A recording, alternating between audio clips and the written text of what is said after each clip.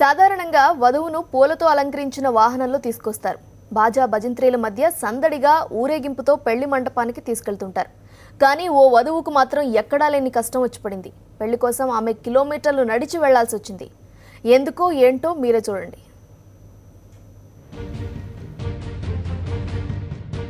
ఈ అమ్మాయి పేరు ప్రేమ.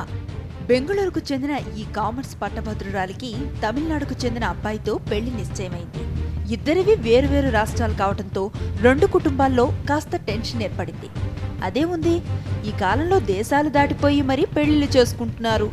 రాష్ట్రాలు దాటడం పెద్ద విషయమా అని అనకండి, అక్కడే ఉంది అసలు విషయం.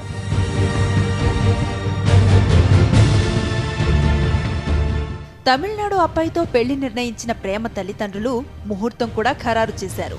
తెల్లారితే పెళ్లి, వివాహానికి సంబంధించిన ఏర్పాట్లన్నీ పూర్తయ్యాయి. ఇక వధువుతో కలిసి కుటుంబ సభ్యులు, బంధువులు తమిళనాడుకు బయలుదేరటమే మిగిలింది. ఇంతలోనే ఉరుములేని పిడుగులా బంధు రూపంలో అనుకోని కష్టం వచ్చిపడింది.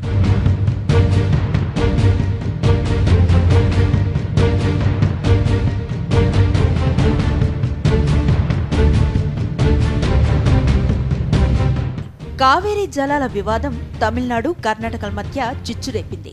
రెండు రాష్ట్రాల్లో దాడులు జరిగి హింసాత్మక ఘటనలు చోటు చేసుకున్నాయి. దాంతో రెండు రాష్ట్రాల మధ్య బస్సు సర్వీసులు నిలిచిపోయాయి. దీంతో ప్రేమ కుటుంబం దిక్కుతోచని స్థితిలో పడిపోయింది.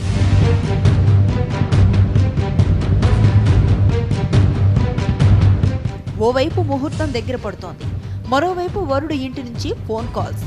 వెళ్దామంటే బస్సులు లేవు, ప్రైవేటు వాహనాలను కూడా అనుమతించడం లేదు. దీంతో ప్రేమ కుటుంబంలో టెన్షన్ పెరిగిపోయింది.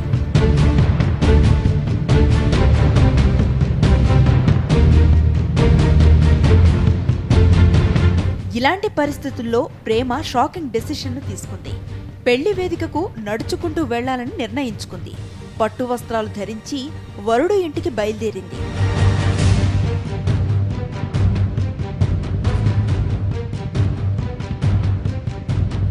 బెంగళూరు నుంచి తమిళనాడులోని హోసూర్ చేరుకునేందుకు ప్రేమ నానా తిప్పలు పడింది. కుటుంబ సభ్యులు మాత్రమే ఆమె వెంట వచ్చారు. అష్టకష్టాలు పడుతూ చివరకు కొన్ని కిలోమీటర్ల మేర నడిచి హోసూర్కు చేరుకుంది. అక్కడి నుంచి వరుడు ఇంటికి బస్సులో వెళ్ళింది.